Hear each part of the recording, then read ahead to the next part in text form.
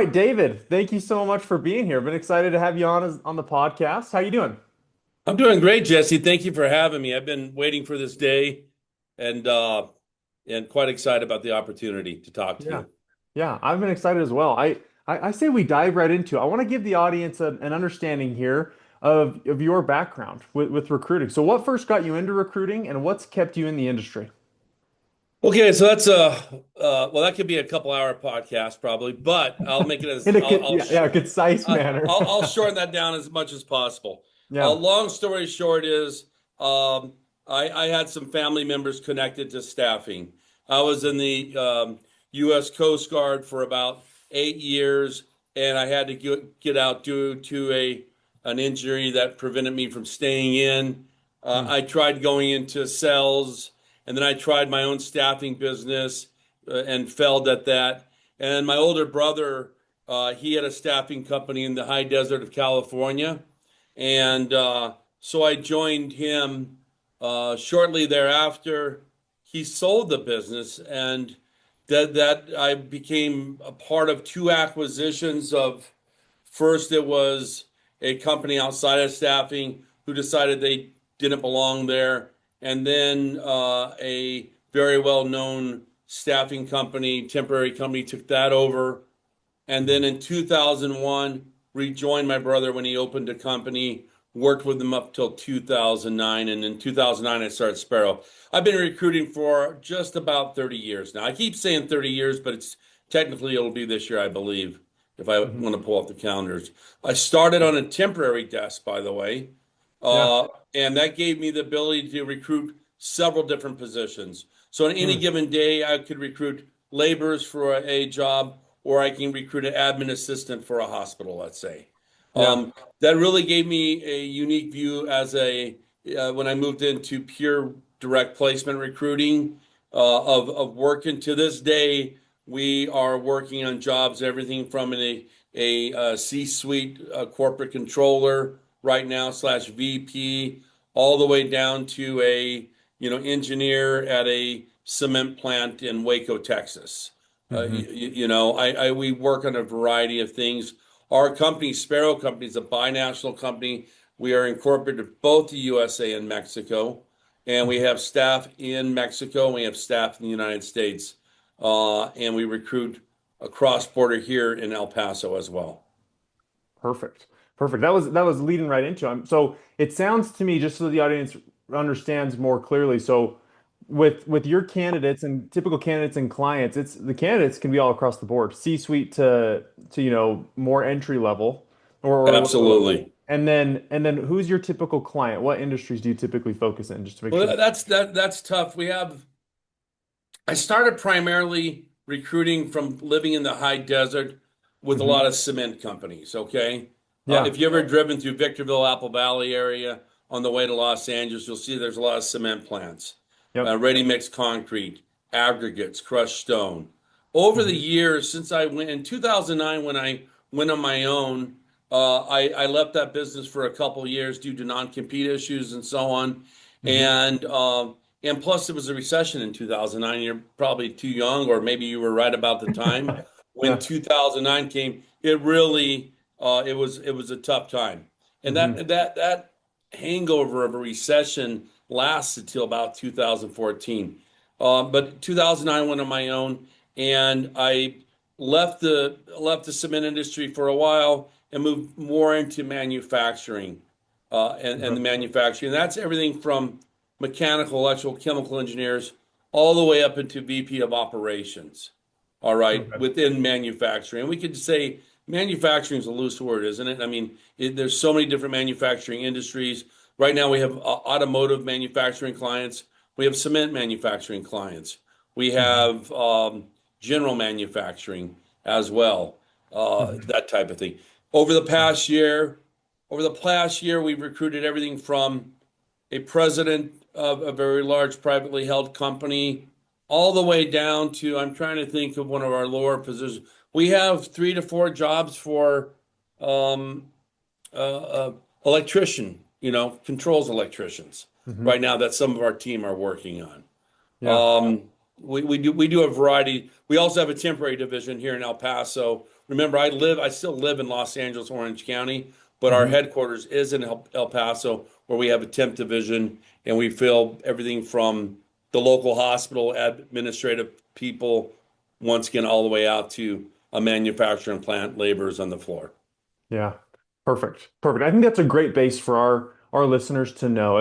I mean, our clients for Revive Executive Branding are director, VP, and C-level executives. So I love that you have that broad scope and know what those placements look like all across the board. So Yeah, and yeah, if I could add one more thing, please. primarily, okay, as a CEO owner, I Hmm. still work a desk every day. Hmm. So most of the executive level positions that come in, if it's a C-suite or anything above director, typically is on my desk right now. Hmm. And I team up with we have a great group of recruiters. Every year I choose another recruiter basically to work my desk with me, Yeah. okay, and help coordinate and help keep that. We had to keep coal going in the engine at all times in the recruiting world, and Hmm. that helps me to stay on track and work these jobs. So primarily, I work C-suite, yeah, actually director above to Yeah. C-suite. Hmm. Perfect. Perfect. I love that. I love that. Let's dive into some of these questions here of when you're reviewing candidates, right? What's one thing that helps someone stand out quickly? Well, what there's twofold on standing out now, correct? Hmm. Okay, you have one standout immediately. You're going to go to a LinkedIn profile, Hmm. 9 times out of 10. All Yep. right. The other standout would be a resume. All right. Hmm. That could be a standout too, but two different two different alternatives there. If Hmm. I get a blind resume of somebody just sending me, I mean, I don't know how I get signed up for these lists of people that probably say they work with a bunch of recruiters and they send out these names of people, and I Yep. get I get executive realty resumes for the last 5 years, Hmm. saying my name is so and so. I was a CEO of a real estate company in Chicago, a real estate company in New York. I Hmm. have nothing. I can't do anything with those resumes. Yep. In those cases, the first thing that stands out is the resume. Hmm. Um, I think after all these years, I probably should have got into that industry because I really Hmm. have a good candidate flow about once every couple of weeks that Yep. come in. Okay, so if I get a blind resume, just today I had a referral for a controller in Dallas, for instance. Okay, I've never seen this person on LinkedIn, never heard of this person. This person has a beautiful background of private equity, Hmm. okay, of working in Mexico, being moved with the corporate office to Dallas back 15 years ago, let's say, Hmm. has a Texas CPA, correct? Okay, you have Hmm. the Texas CPA and all the above. And then I go to the LinkedIn profile in this case. This came in Hmm. as a blind referral to me. But I looked Yep. at this resume like you could probably tell, like a piece of gold, correct? I mean, this Right. was a good resume right here. Yeah. Um, this was a strong resume, and it had all the points I'm looking for. You know, good tenure, 4 to 6 years. We Hmm. don't want 15, 20 years at one company. We get that sometimes, of course. But as a Hmm. recruiter, if we're placing somebody, we really want to see some movement, correct? But not Yeah. too much movement. All right. So this guy, 4 to 6 years, 6 to 8 years, 4 to 6 years, whatever I mean, go to the profile, looks incredible. Good Hmm. looking candidate. Okay. People Hmm. will argue in there. I say good looking people get jobs. Okay. Yeah. And what I mean Yeah. by that is not a great looking, handsome or whatever guy or beautiful woman, whatever it is. I'm talking about the whole professional profile. I can Hmm. say that candidate is beautiful. And Hmm. I'm looking at now I have this resume, okay, Hmm. here. Now I have a LinkedIn profile that matches, okay? That Hmm. actually matches the resume. Hmm. And both pieces look like gold. Hmm. Okay. Now, right before this meeting, I feel like the end of the world is coming. I have to talk to this person.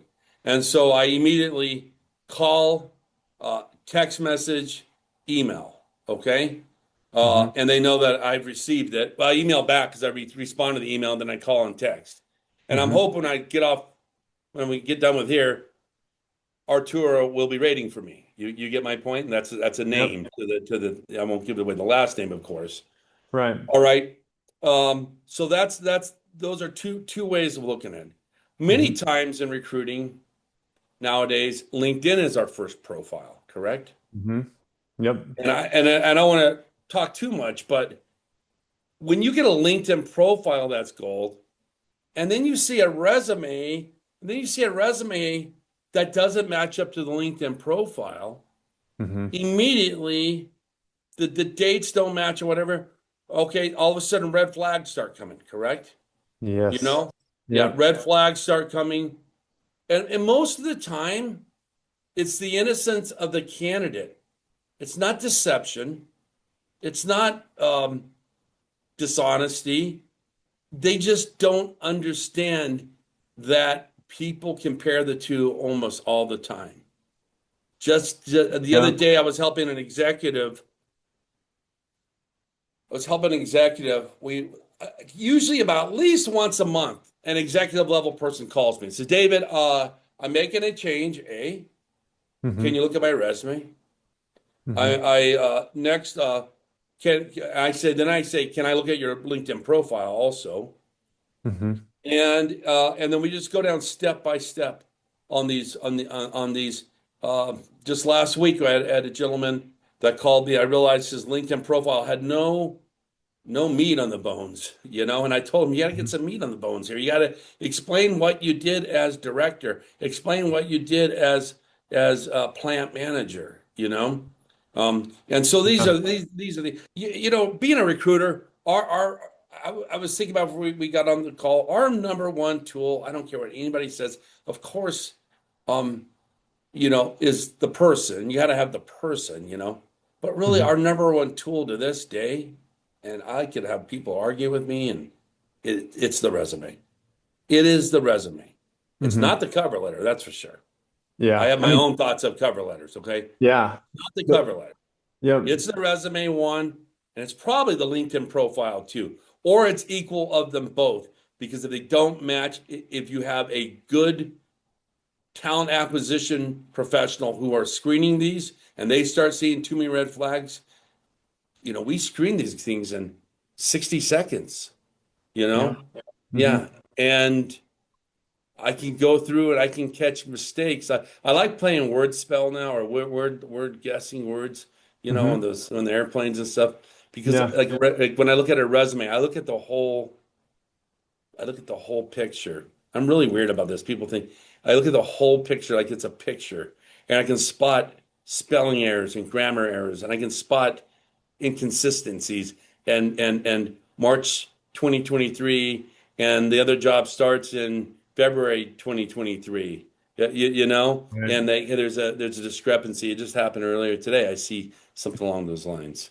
Yeah. So, You're speaking music to my ears because I mean, uh-huh. as you know, right? I mean, we take care of resumes, LinkedIn's, biographies for our clients. I And know. Yeah, I and know. so what I tell our clients all the time is I just back to what you're saying, if you don't have a parallel message with your LinkedIn, your resume, even if you're not trying to be dishonest, it can raise a red flag. It can cause a little bit of Absolutely. concern.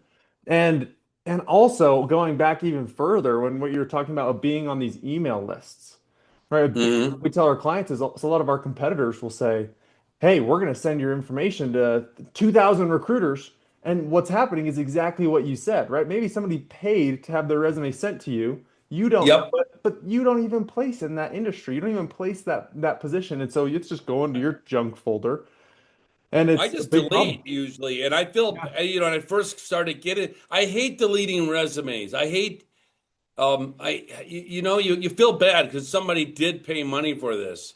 Yeah. And I always say to candidates, be very careful who you choose for your career guidance because Mm-hmm. obviously these people don't care about their candidate, correct? All On right. the opposite side of prepping an executive for their next step. Yeah. Because when an executive, it can be a person working at Kohl's or Target, or it could be a person as a CFO who is just dislocated from their job.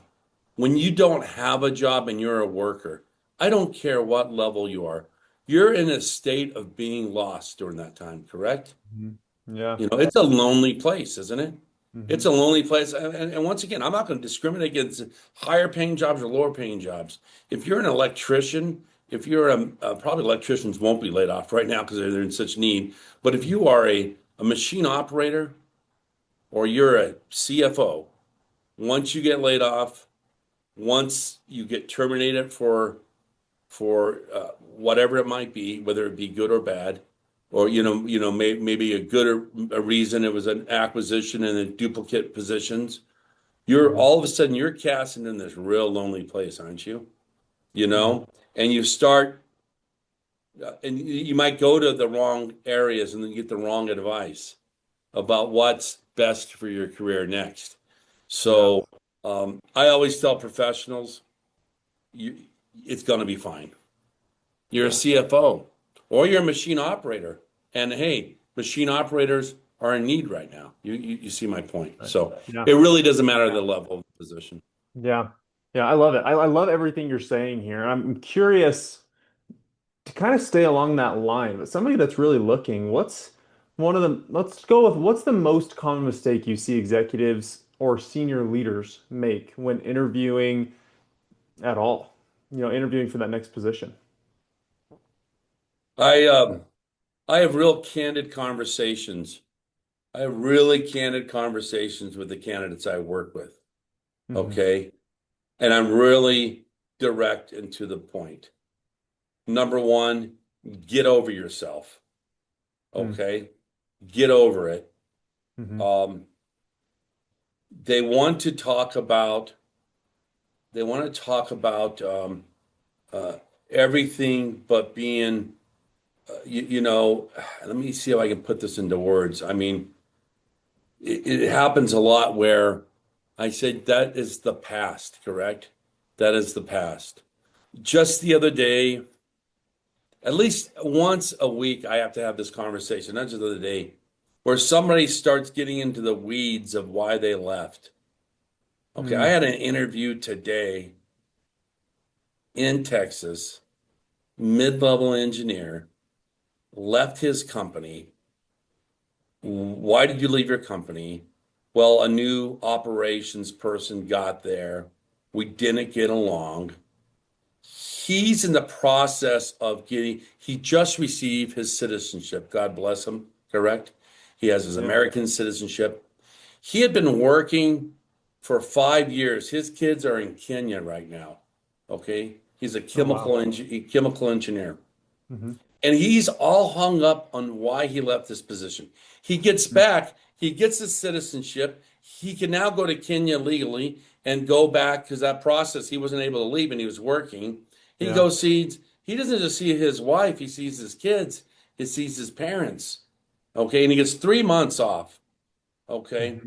But he quit the job before he left. He didn't quit the job to go back to Kenya, but once it happened, he went.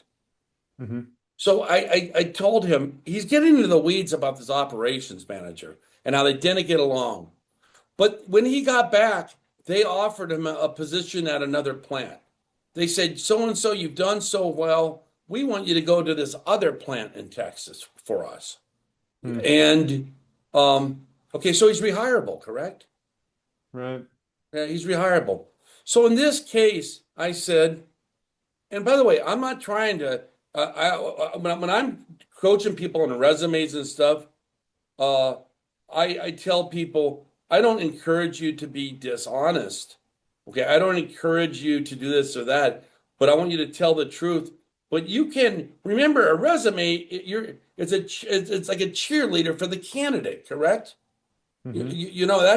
That's your resume. I told him your resume looks great. What's wrong since you left? What's wrong with saying, hey, you know what? I have my citizenship now. I wanted some time to myself and go see my family I haven't seen. Come back. They offered me a position. I've decided to take this quality job over here potentially, but I'm still considering them. You understand? Okay, so he wasn't fired, he wasn't let go, but he starts getting in this weeds about this one relationship he had a hard time with. And two other people at the plant had a hard time, and two other people quit. And I said, "Oh, this is enough, enough, enough." I said, "Okay, enough of that. All right, that's Hmm. past. Okay, you got to move forward. You got to say what's right. You got to say what you did. You left your position. You went home. You became a citizen in November. You went home, saw your kids, and you're back here and you're ready to work because the guy has 4 to 6 years on every job prior to this, correct? Hmm. You know? Yeah. So, Yeah. No, it's and huge. I know that sort of sounds like I'm trying to bend the truth there, but if you listen to what he's complaining about, that's really not the reason why he left. Yeah, Yeah. yeah, and he could have stayed there, and the company wants him back. He's rehirable, the whole thing. So that's one example. It's a little messy there, maybe, but overall, um, I also hate when people say that people uh, lie on resumes. I'm not saying it doesn't happen. Of course, clearly lies, but I Yeah. also said, remember, a resume promoting the candidate for God's sakes, correct? Now, as long as you state the truth in there and all the above, it's okay. But resumes are a promotion tool for the candidate, period, at the end of the Yeah. day. Yeah. I think it's what a lot of people don't realize is there's time to talk about what wasn't good about the previous position and all the reasons Yes, why, all this stuff. But it's not, I think a lot of people forget speaking to the recruiter is part of the interview process. And so then absolutely. they just throw up information, and then either you can decide either I can help them or I'm not going to. But really, I mean, I know a lot of people have different thoughts on this, but you're not directly paid by the candidate, right? And so a lot of people can either be Yeah. really nice and say, hey, let me help you through this because this is going to hurt you in the end. Or other people could say, that guy's not worth my time. He doesn't Hmm. get it, and then they can move on to an easier placement. And so I'm not saying one way or the other is wrong, Yeah, but and a by the lot of way, and individuals get that. Yeah. if a person is let go from a company, I always tell them, if you're let go, you're let go. Guess what? It happens. People don't get along sometimes. It is truth that another operations manager might come in and he's like a different profile than the past one, and there's going to be problems, and it's going to be a rocky road. And if you're let go, let people know you're let go. That's fine.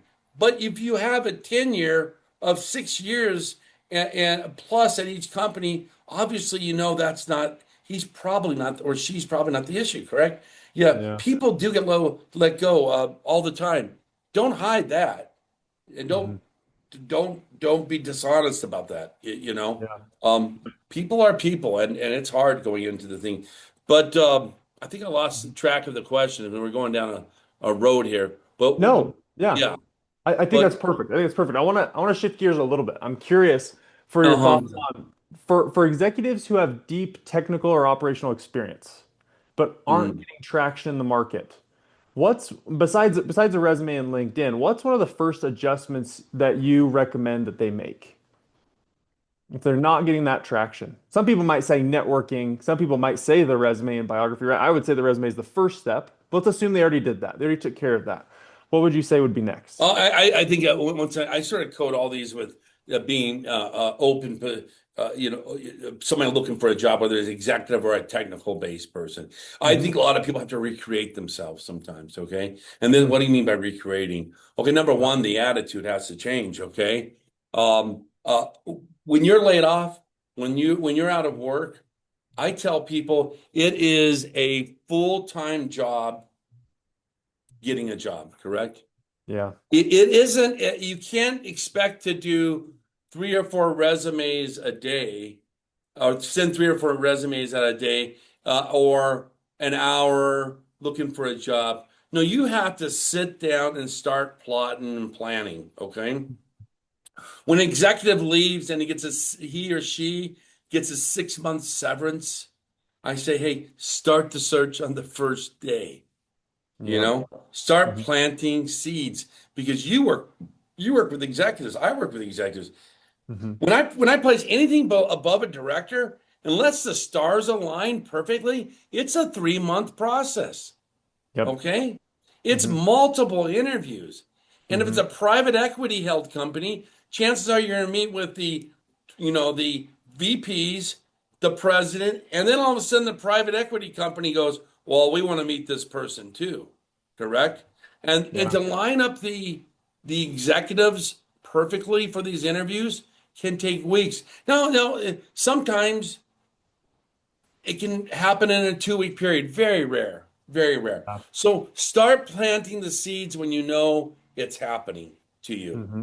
Okay. Also, um, don't apply for multiple positions with one company. Okay. Hmm. I see, especially technical people.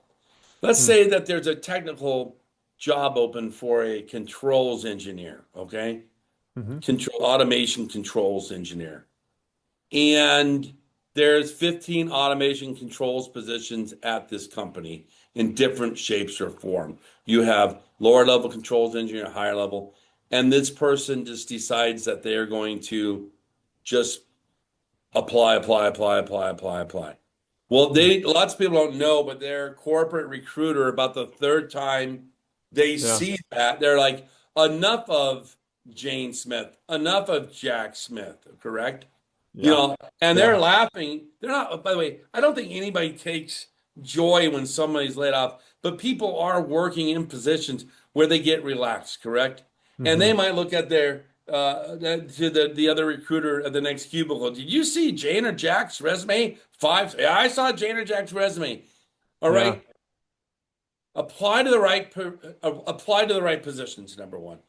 Hmm. And number two, um, LinkedIn is not a place where you're going to go start trying to reach out to corporate hiring professionals. Hmm. Okay, there's no reason to do that. Okay. The most likely chance of getting a job is going to be from somebody you already know. Hmm. Okay. I say I'm old now. I'm older. People say I'm young at 58, but I know I'm getting older. Yeah. All right. And I Yeah. still use the word break out your Rolodex. Hmm. Think about everybody you've worked with in the past 20 years or the past 2 years. Hmm. Okay? Think about everybody you worked with. Get a whiteboard out, start writing their names down. Hmm. How are you going to contact them? Got phone number, got email, got this, got this, got this, got this. Really set up a war room, correct?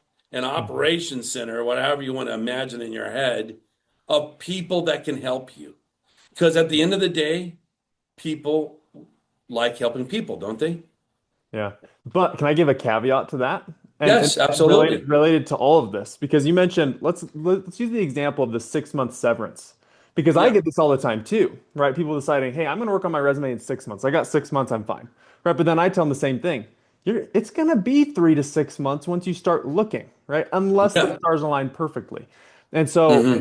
I would like to make or add to what you're saying, supplement it with do that at the beginning, right? Which I'm sure is what you were saying as well, kind of tying it all back. But if you do that at the Yeah. beginning of the 6 month severance, then you've got this nice, easy pathway. You can start making conversations, connect with people from a decade ago, and you're not urgent. You're not chasing a role. You don't have Yeah. to have it.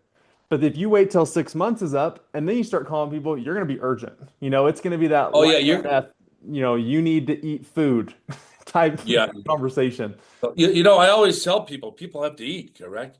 They Yeah. gotta buy they gotta buy shoes for little Johnny or Jackie, whoever, Hmm. you know? Yeah. I mean, yeah, people get you want to be in the offense, correct? That's what you want to be.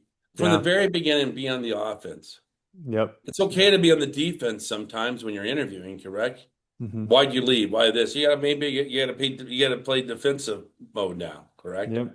And Yeah. then everything to go back to the offense, to the offense. I look at placements as like a football game. So I don't watch football all the time. When I do, I'm always thinking if I can bill 100,000 a month in placements, okay, I Hmm. can get the 50-yard line, 40-yard line, now Hmm. 90 yards. And all these recruiters dream about these $40,000 placements. And then you get it to Yeah. 94,000, you get a $7,000 placement, and boom, you're over 100. You get that Right. touchdown. You get my point. But it's about being on the offense as Hmm. an unemployed person, professional or hourly worker, however you want to state it, you want to be on the offense, correct? And Hmm. you want to, like you said, right when it starts. You're not drawing those names on boards 4 months Hmm. into it. You're literally Yeah. doing it on Saturday after you get let go. All Yeah. right. And then maybe you can get a job. There's nothing wrong with uh, hey, we want somebody now, but once they find somebody, nothing wrong with saying, hey, it's February 15th. I'm looking at an April 1st start date. Well, Yeah. excuse me. We need you right now. Well, the job's been open 6 months, okay, or Yeah. whatever, especially at executive level. They can Hmm. wait, okay, and most of the time they will wait. And then wouldn't it be nice to be able to say, "Hey, I'm going to spend times with the family, up Hmm. until up until April 1st, or Yeah. this coincides with another executive I was talking to, who she just recently. By the way, we are seeing changes in the market, correct? Hmm. Yeah. More people are contacting you. More executives are contacting you right now. Hmm. There's something in the water right now. There's a change in the economy. I don't know if it's going to stick, but I usually about once a month now, an executive calls me and say this happened to me, and I always say you're going to be fine. Hmm. You're a professional, okay? But let's get a plan going for you. Yeah. Let's get that plan going for you. And Yeah. so in this case, I said, hey, they already have a potential offer. I'm like, boy, if you can push that off to a little bit, you can spend time with. She is a brilliant executive, this person, and she very rarely gets to spend time with her two children, and her Hmm. husband. In this case, she is. I said, try to push it off till after April. Yeah, Yeah. Yeah. spend some time with the family. You haven't had this time in your whole entire career. You're 42 years old Hmm. and you've been working straight since you're 22. If you get a chance to get a month off, get a month off. Right. Yeah. Enjoy life. Yeah. I love that. I love that. Such good advice too. There's so many ways I can go with that because you're right. I'm gonna add to that and then I'm gonna switch gears for this next question I've got for you. But it's very interesting because I get calls, I'm sure you get them all the time too. If I've been working for decades, I need a break. And it's what I'm sure we both tell them, okay, don't just take the break. Let's get something lined up and then take the break with peace of mind that you know things are looking up Absolutely. instead Uh-huh. of let's push it off. And it's that procrastination, right? And then you don't really enjoy it. They're not really enjoying it because they know that something's looming over them. That severance is going to end, right? Or different things Hmm. are coming. So I totally agree with you. That this is right in line with what our clients see and what I see every day talking to executives. But I'm curious because you have Hmm. experience. You've worked with private equity companies, privately held Public companies, yeah. organizations, right? What difference do you see in how these groups evaluate leadership talent? Oof. They are. I learn stuff every single day. I remember retained search versus. I'm a contingent search guy. Okay. Hmm. All right. Sparrow Yeah. Company is contingent executive search and staffing. We're a Hmm. contingent search firm. I joke nowadays, if somebody paid me up front, I'd really have a hard time filling it because Yeah. filling the position because I am always on the hunt for to fill the opportunities that are given to me. Number one. Number two is remember, I'm extremely loyal to my clients. So when I'm talking about candidates, I will be very uh, direct with my candidates regarding the clients I'm filling. And a lot of the clients I've had, this is a public, my largest, two of them, two of my largest clients have been with me now almost 30 years. It's Okay? amazing. Yeah. Yeah. Okay. Both of them I was filling temporary positions. Both of them I still work with. Both I filled C-suite over the last 6 months with them. Hmm. Okay. Yeah. Hmm. Okay, so these are repeat performances. And give me the question again. I got off track, but Differences between private equity, publicly held okay, private companies. equity, Mhm. okay, and privately held. So Yep. we got three scenarios. We got the privately held. Oddly enough, it's still controlled by a family. Hmm. Family has taken a back seat. They have a president. They have a whole C-suite team that runs the company. Family's extremely happy, but they're somewhat involved. Hmm. Okay. But typically families at the end of the day have a heart, correct? Yeah. I mean, they're families, they have some intermixing succession, like the show or whatever. You have Yeah. but at the end of the day, they're pretty happy. So you have Hmm. family companies that release control to a professionals a group of professionals from CEO to CFO to Chief Operations Officer, Chief Marketing Officer, and they have a beautiful company and they have a really good benefits plan and all that. Okay. Next, you have public company. Okay. Hmm. Public company, public company would be, wow, they're more like they were the last people, the public company, before things got casual, that Hmm. still people would wear a tie to work. Uh-huh. Okay. And they would be very in the box. This is your position. This is what you do. This is, and you don't need to go out to that. That's somebody else's job over there. Now you're driving down. You're an accountant for this area, accountant for that area, this, that, the other thing, Hmm. and less creativity at times. Okay. Still Hmm. brilliant people. Every one of these buckets have brilliant people, correct? We're Hmm. talking about people. I'm just talking about how I feel when I'm recruiting for them. Yep. They are there's different things about them. Private equity. Right now, I'm recruiting for a private equity held company, Hmm. and I learned something the last couple of weeks working with them that I've never, even though I recruited for 7 years, I just had an intake call this week for 7 engineers in the Midwest. Okay, and about a year ago, our customer was taken over by private equity, and for the first time in my 30-year career, we had the a person on our teams meeting who works for the private equity company, Hmm. okay, who are driving change. And um and I've learned that private equity companies have brilliant leaders, uh, but we got to get it done yesterday, period. Hmm. Yesterday. And if some people thrive in that environment. I thrive in that environment, you know. I mean, I Hmm. wake up in the morning. This executive that was on the Teams meeting with us was dynamic as all can be. And Yeah. he's had 2 conversations. He's like, "Hey, I know we're in a Teams meeting, but I'm getting this other thing done." And he's like, "You here, just direct here, boom, boom, boom, boom, boom. Hmm. And you over here, okay, yeah, Fishman, we're over here. We need this. Can you provide this or not?" Okay. And I want bi-weekly updates. I'm like, we're contingent search. I mean, why am I gonna, we don't get paid. Obviously I want to fill these opportunities. And it's Hmm. exciting to have this person on the phone. So they're driven by different dynamics. Okay. Hmm. One more, it may not be heartfelt, one more heartfelt. Yeah. Okay. One more in the box. Private equity probably will punish you if you're in that box, correct? Mhm. Yeah. Not punish you, but you may not be as comfortable. Some people are very good in the box, correct? They know Yeah. exactly what their job is and they go do it and they do it very well. And they're able to work, a 40-hour work week, Hmm. and they don't want that 60 hours or Hmm. whatever it might be, you know? Yeah.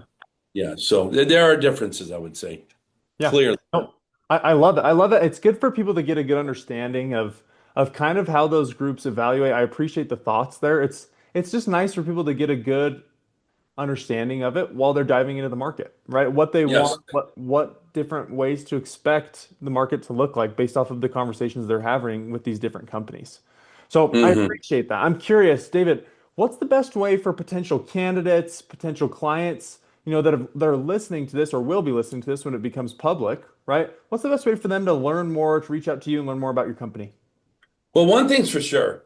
I don't, if somebody's referred to me, I typically will take the time, or one of our recruiters will they take the time for a courtesy interview. Hmm. Okay. As long as they're within our spaces of what we work. And that's pretty broad. Okay. Right Hmm. now, we have everything from, like I said, we have everything from investor relations positions we're working on right now down to Hmm. manufacturing and engineering positions. Okay. And a lot of I'm in the Pinnacle Society. A lot of the people in the recruiting world, they're very sectored, correct? They're only Hmm. aerospace, they're only automotive, they might be only accountants, they might be only controls engineers, they might be electrical, mechanical, whatever it might be. We still are. Yeah. I used to say jack of all trades, but this is my yell master of none. So I used to call Yeah. myself a generalist, and I said we're a generalist firm, and one day I said this is sounds so boring, and strike it out. No, we recruit top talent. We recruit talent. I believe the breakdowns of a resume, the breakdowns of a job description are all pretty much the same. Hmm. Correct? It's really about how they present themselves. Yeah, I have one more point after this Yeah. about if I'm doing the controller CPA search right now. Okay, all Yeah. right. I'm also doing for a engineering firm, a Texas-based engineering firm that needs a professional engineer, electrical engineer, for a this is for a to run a whole department. It's 185 to 210 a year, this and that. Hmm. We also have MEP, mechanical, electrical, plumbing engineers that are MEs and Ps, MEs and electrical engineers. They need their professional engineer. For Hmm. God's sakes, please, candidates out there, if you have a professional designation, put it next to your name or put it in the write-up. You don't know how many recruiters sit down and I need a controller in Dallas, okay, which we're working on right now. I need a controller in Dallas, all right, and so I need a private equity back. I need private equity. I need multinational entities, and I have to have a CPA. So I like CPA. So these key words. If I wrote accountant in LinkedIn in Dallas, I'd get 10,000 resumes, correct? And then Hmm. once you put these keywords, and it literally goes from 10,000 down to 230 people. Okay. Hmm. Yeah. 230 people. And then I have to do control F. I'm such an old timer, I know a lot of my staff are younger. They're like, why are you still hen and pecking control F? You can do this or that to find it. I Right. still got control F CPA. And somewhere in their resume or in their LinkedIn profile, you'll find CPA. Hmm. Okay. And you're like, Yeah. oh, yeah. But it took me 10 minutes to find this CPA, But Right. if it's right up in the name, boom, yeah. So if you have a PE, professional engineer, Hmm. about 30% of them do not put it next to their name. So we have to Yeah. start digging through somewhere in their skills where, on LinkedIn, and we're moving fast.